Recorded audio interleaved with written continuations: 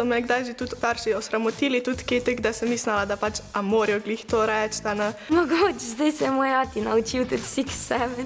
Navadil sem se, da sta pač, mama sta čudna postala, pa to zaradi tega verjetno, ker sem jaz bolj odrastel. Ko si v puberteti, ne, pa se pol spreminjaš. Mogoče nista ona glih, ampak sem se tudi jaz spremenila. Vse pa pogovarjamo in je super res doma. Jaz hodim v 5. razred, pa tudi mogoče kdaj se ne zgodi, da starši kaj ne razumejo, ampak ponovadi ne. Sem najstnica in moji starši niso postali nenavadni. V tem obdobju smo si še bolj blizu.